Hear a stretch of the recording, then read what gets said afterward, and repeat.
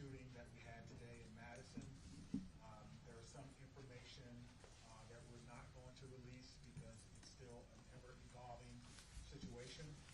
You'll hear from some of our representatives from our city and from our county, and behind me are a lot of people who came together today to make sure that the day ended well and everyone else was safe. So with that being said, I'll go ahead and start my remarks. Today truly is a sad day for Madison and for our country. It is a day that I believe will live in our collective minds for a very, very long time. Further details, today at 10:57 a.m., our team was called to the Abundant Life Christian School in reference to an active shooter. We know that 3 people are dead, including the suspect shooter. We know that the suspect shooter was a teenage student who attended the school. At this time, we're not releasing the age or gender of the student or any other identifying remarks about the student. 2 other people have died, cold condition in the hospital, and these injuries are considered life-threatening injuries. 4 students are also the physical injuries that we know about. We know that this was the middle of the day of a school day, and so there will be other injuries that will happen. Many of you have asked me about the why of this. Why did this happen? What do we know? What was the motivation? I do not know. But I will tell you this, our detectives are working hard in an investigative process to find out as many answers as we can so that we can further prevent these things from happening, not only in this community, but in other communities around our country. I think we can all agree that enough is enough. And we have to come together to do everything we can to support our students, to prevent press conferences like these from happening again and again and again. The school building itself is clear. We're clear to school. There's no other threats or danger to the community. We're in the process now of what we call reunification. And what that simply means is making sure that every student that was in the school is present and accounted for and returned to their loved ones. This usually takes a while, but we have practiced, unfortunately, and practice, and that's why we're able to reunify students with their parents within hours of a school shooting.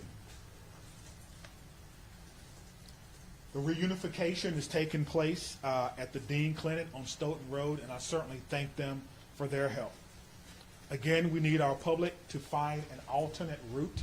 If that is your normal way home as we get closer to the end of the day, please be patient or find another route home.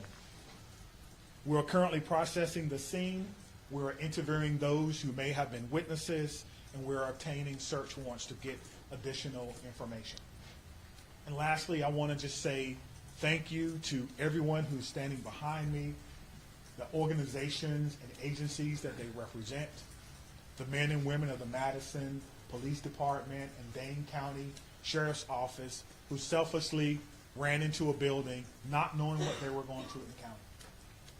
Many of you know this about me, but I started my professional career, if you will, as a public school teacher back in 1997. And I taught public school for 4 years. It was one of the greatest joys of my life before becoming a police officer. And I can tell you what a special place our schools are. With that being said, we owe it to our community to do everything possible to ensure that it's not only a special place, but a safe place as well. And we're going to continue to do that. So we ask for your patience as information is coming in. We will do the best that we can to bring you accurate and timely information, but we want to make sure that our public knows that we're working extremely hard on this particular incident. There are a lot of people involved, and certainly we're going to come together as a community.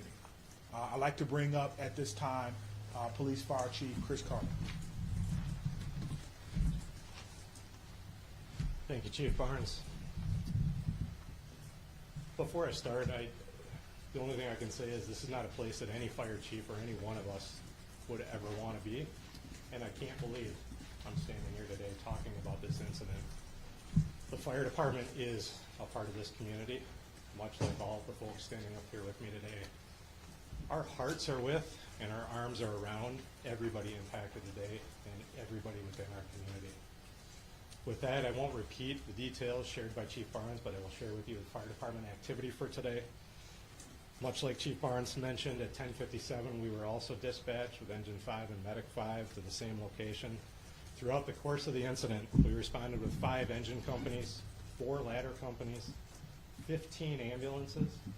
I would like to take a moment and share our gratitude for our county partners throughout a multitude of EMS and fire agencies that joined us in the response today. We also had 11 off-duty chief officers that came in on this response. It was a tremendous response from the fire department. We transported 4 patients to St. Mary's. We transported 3 patients to the University of Wisconsin hospitals. On the arrival of our crews, I can say my gratitude to our membership for what they did and their selfless actions today. It's hard for me to place into words what they ran into as well. They did that immediately, they did that selflessly, and within a course of 15 minutes, from the first transport to the last transport, all the patients were on their way to the hospital. So to our membership within the Madison Fire Department and within all the emergency services, my gratitude, my recognition of the work that goes into this, the training that went into this, that again, we had hoped we would never have to put into practice. One more time on behalf of the Madison Fire Department, our hearts are with you, our arms are around you, and we will be with you throughout the duration of this. So at this point, I'll step aside, turn it over to the mayor. Thank you, Chiefs, both of you. This is an incredibly sad day for our community. As you've heard, there is no danger to the community at this time, but our entire community has been impacted by this tragic incident. On behalf of the Common Council and the City of Madison staff, I want to offer our heartfelt condolences to the victims and families and to the whole Abundant Life community. Our focus now is on supporting them and supporting the victims and their families. And we will continue to do that through the coming days and weeks. I also want to thank our first responders, and the police, fire, the medical staff, for their quick action and their life-saving efforts. As you've heard already, this is a whole of government response. It is not just police and fire. It is not just City of Madison. We have folks from all around the county. We have folks from multiple agencies engaged in both the initial immediate response and the ongoing support, and will be engaged for days and weeks to come. I also want to thank the White House and the governor and others in the federal government and state government for reaching out to offer their support and help. And we will be drawing on resources as needed going forward. But the most important thing right now is to make sure that we are centering the victims and their families, and that we are doing whatever we can to support them and to help them heal, and to lift our entire community up through this difficult incident. I am on record that I think we need to do better in our country and our community to prevent gun violence. And I hoped that this day would never come in Madison. It is not something that any mayor, any fire chief, any police chief, any person in public office ever wants to have to deal with. And so I will ask our entire community and our entire country to do whatever we can to make sure that no public official. Now I'll invite the county executive to the podium. Good afternoon, everyone. Today is reeling from the heartbreaking and senseless tragedies at Abundant Life Christian School in Madison. As a mom who received a text from her son at a high school here in the city of Madison wondering if he was safe, I can tell you, this hits you in the gut. Our community is better than this. Our country is better than this. cannot continue. My heart goes out to the victims and their families, and the students and the educators, and the list goes on and on. Every one of us stands united in grief with the Abundant Life Christian School community. The Sheriff's Department, the Department of Emergency Management, Department of Human Services have all been on the front lines. My phone has been ringing from people across our state and our nation asking what it is that they can do to help our community. And right now, it is our time to be committed to supporting this school, these students, and these families, and our first responders who went into that building during this devastating time. We must work closely with our law enforcement officers and first responders, mental health professionals, community leaders, and policymakers to ensure that we are taking care of one another. No community should ever have to endure such a tragedy. And my administration is going to do everything that it can to provide assistance to those who have experienced this devastating loss, and also do everything that we can to prevent such tragedy from occurring. To all of those who are grieving in our community, please know that you're not alone. Dane County stands with you. We're here to support you in any way possible. Please reach out and ask for help. The governor's office, as well as the mayor's office, and I will continue to update the public as we learn more. But please understand, the health clinic near the intersection of Buckeye Road and Stoughton Road is the reunification center. I know that that has been out, but we need to make sure that folks know where it is that they can go to be reunited with their children. Again, in the coming days, we are going to make sure that we are supporting those that have been most impacted by this. But folks, reach out, ask for help. This does not need to be the reality of our community. Thank you. All right. Sure. We received a call at approximately 10:57 a.m. Someone from the school called 911 to report that there was an active shooter. That means something different to us. Obviously, there's different protocols that go out, tone alerts even, so that even if officers are busy doing other things, they respond. Our training center is about 3 miles from there. We have special event team medics, those that work with the fire department, responded to this particular scene from their training day. So what began as a training day became an actual day. And so that's how this call originally came. Nicholas, did you have a question? What can you tell us, if anything, more about the shooter and what their motivations were, or have you made contact with their family members? Anything updated on that? Sure, there's nothing new that I can tell you about the shooter at this time. Again, as difficult as today is, that's still someone's child that's gone. That's still someone that has to deal with what happened today. And so we want to make sure that we can ensure as much cooperation as we can. You asked me about why, as I stated before. I don't know why. And I felt like if we did know why, we could stop these things from happening. But what I will tell you is, as soon as we are done with the investigation, any information that we uncover that will not compromise the safety of anyone involved or compromise the confidentiality of any of these children that are involved, we'll tell you. I just ask for your patience. All right, over there. Sorry. Go right ahead. We know it was a handgun. We know a handgun was recovered. All right, sit down right there. Confined to one classroom, or did it spread out? We know it was confined to one space. I do not know if it was a classroom or a hallway. One of the things that we've gotten very good at, certainly different from in my day, is that if you do not need to be in a crime scene, you do not need to go to a crime scene. And so the crime scene and those persons who were involved, they have that crime scene locked down. I did not go or enter into that crime scene. But if you can imagine, most schools, the students go together, but they are segregated. So on each different floor, in each different group. And so there's no evidence that anyone else was injured that was not in the age group. Any other? What can you say at this time about how schools have responded?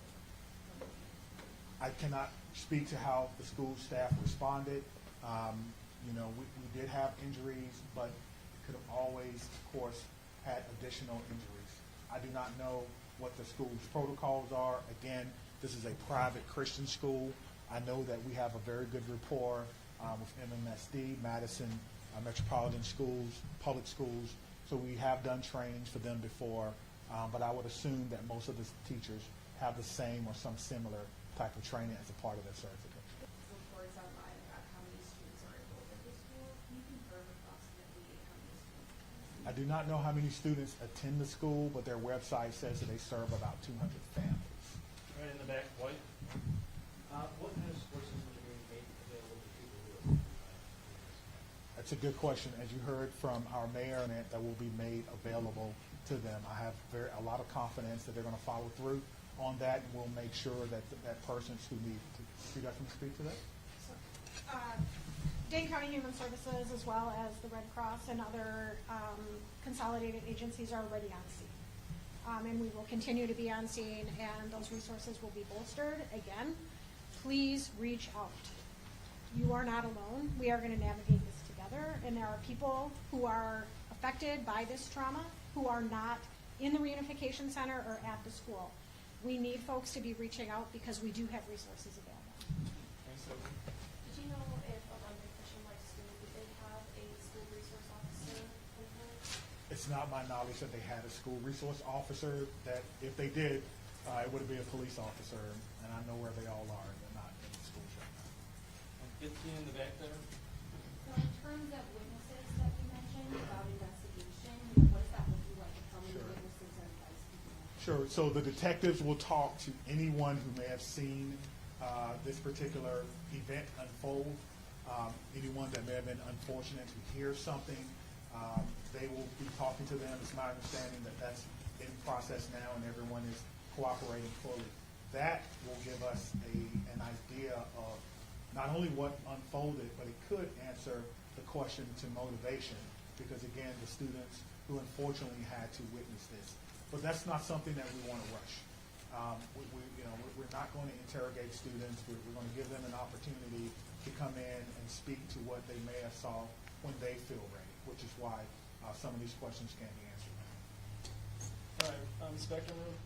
How do you reassure the community that it's still okay to go back to school? I mean, everybody's got kids, and I think, maybe it happened in this school, but there's everybody that's got kids anywhere, like this in King County, it's gonna be hard. Yeah, I think you're asking me, how can I say 100% that no child will ever be harmed in school? I can't. No police chief can. But all I can tell you is that we have systems in place so that if something happens, we can respond like we did today. I can tell you that our mayor and our county exec has committed resources to not only public health, but also mental health. I can tell you that every teacher that I've ever had contact with at MMSD cares deeply about their students.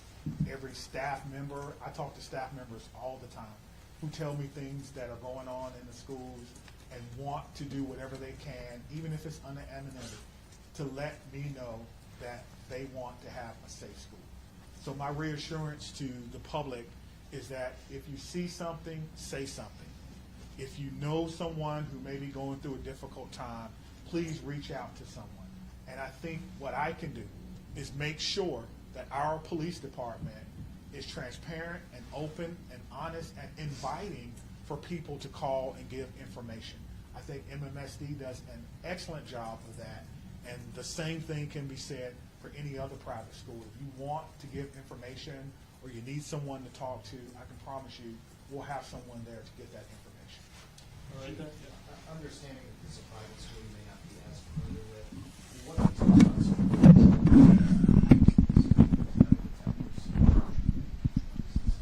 Yeah, that's a good question. I've never been in this school, unfortunately.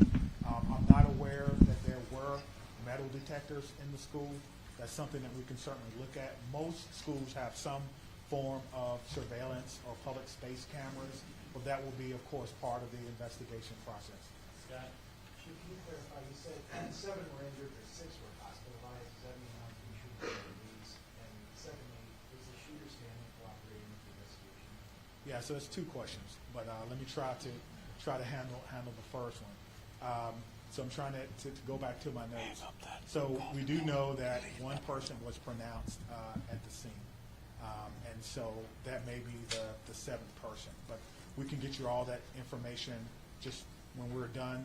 I'll have my PIO give that to you so you can report it accurately. And what was your second question? Was the shooter's family cooperating? At this time, yes, So you have made contact with the shooter's family? we have. And what were the steps taken from there? It's through the investigative process, okay? Yeah. Is the shooter's home being searched for Yes, we can hear you. Once we have identified, we have initiated a search, but we think that search is either ongoing now or that search may be concluded. Of course, it's about safety. That's the first thing. Making sure that people are safe, and then we'll go from there. This has been, an amazing day for everyone. And so if you don't know, and so that is what we're doing right now. It is about the safety of everyone. This is going to be a long day for the Madison Police Department. We just want some of your patience.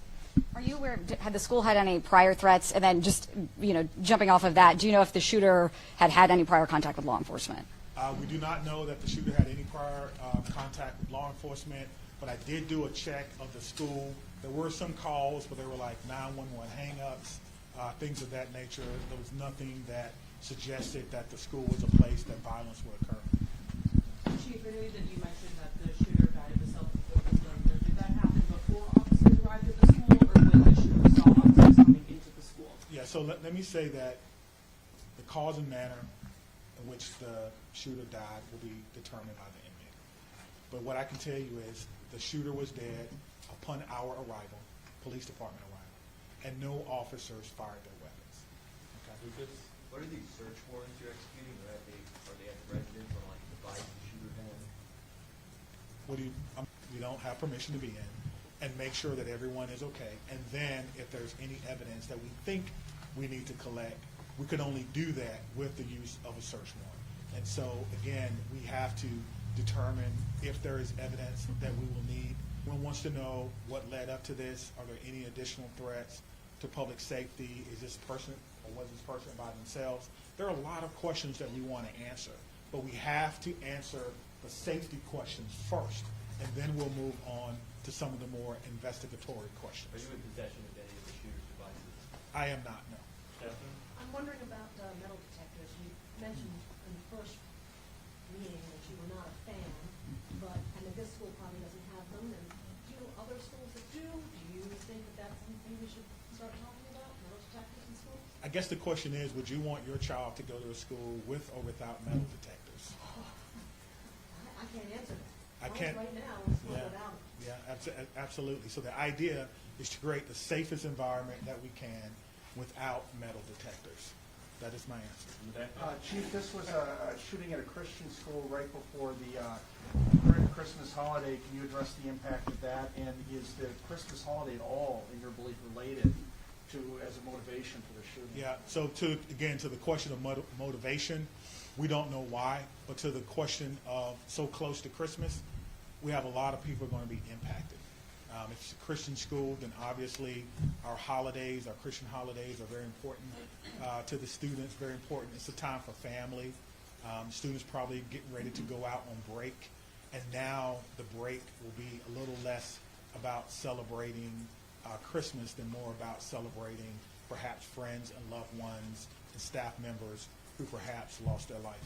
That's why I'm asking everyone to, of course, keep Abundant Life Christian School in your thoughts and in your prayers, and we'll get a couple more.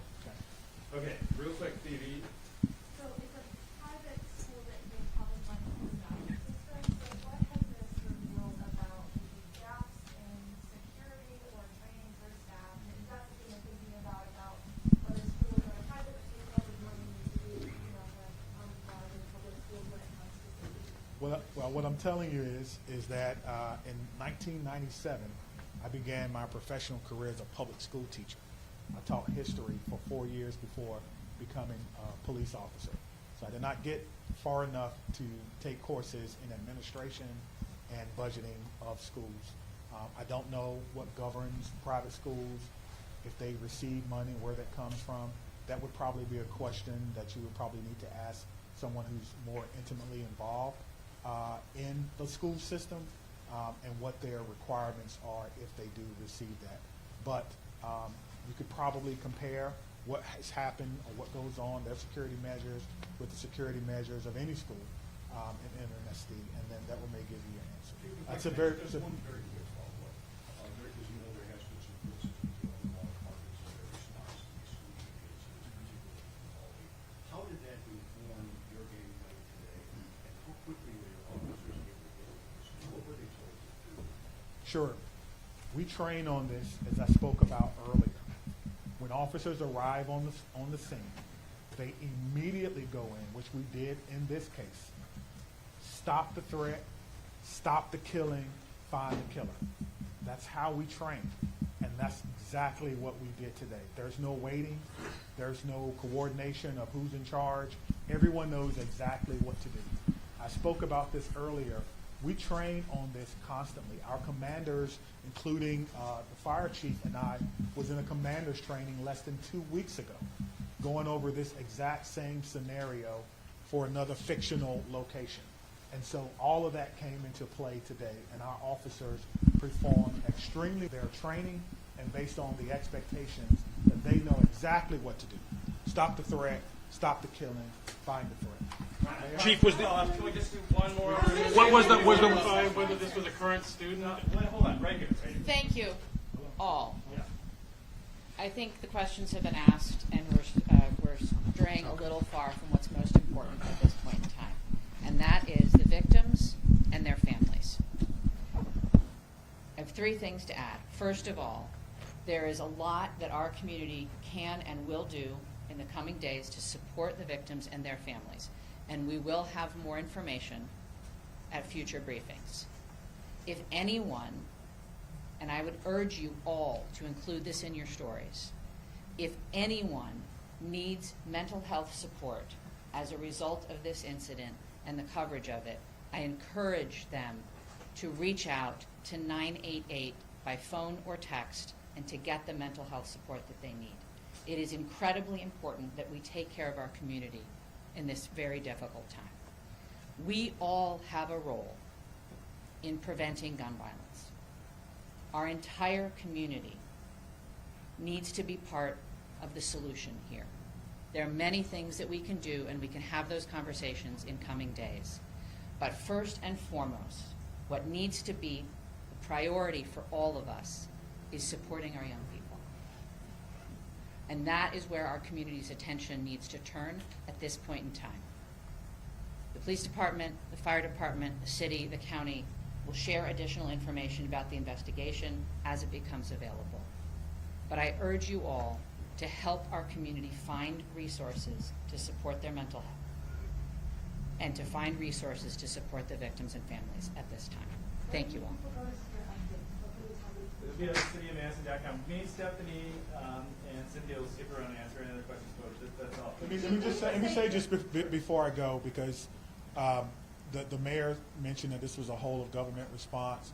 It certainly was, and there's so many people that we want to thank. We cannot thank everyone, but it's also a whole of law enforcement response. Even though we are in different agencies, we all have the same training, and so I want to thank our partners with the FBI who are here with me today, partners with the ATF, Dane County Emergency Management. Of course, we already talked about our fire department. We've got calls from the Attorney General of the United States, Wisconsin State Patrol, our governor's office, State Patrol, Monona, as well as our sheriff's office. I know I may have left someone out, but thank you for how you responded, professionally, quickly, and according to the way that we all trained, and it all came together to ensure that no other persons were hurt. Thank you. Chief, could you just say what time you guys made entry? We just want to nail that detail down. That's the time. How long does it take to arrive to the scene? How long does it take to they arrive to the scene if they receive the call at 10:57? Yeah, so I will work on getting that information for our next media briefing. We plan to meet here at 5:30 tonight, and I will work on getting that information. Okay. I don't have that information, I can. They want to go live, they said. Okay, and also check his social media at all. Hey, That is something, yep. that is I'm right behind the investigation. Go ahead. I'm going to be right behind you. They want to take me right now. Oh, I see. Yeah, no worries. Good. Yeah.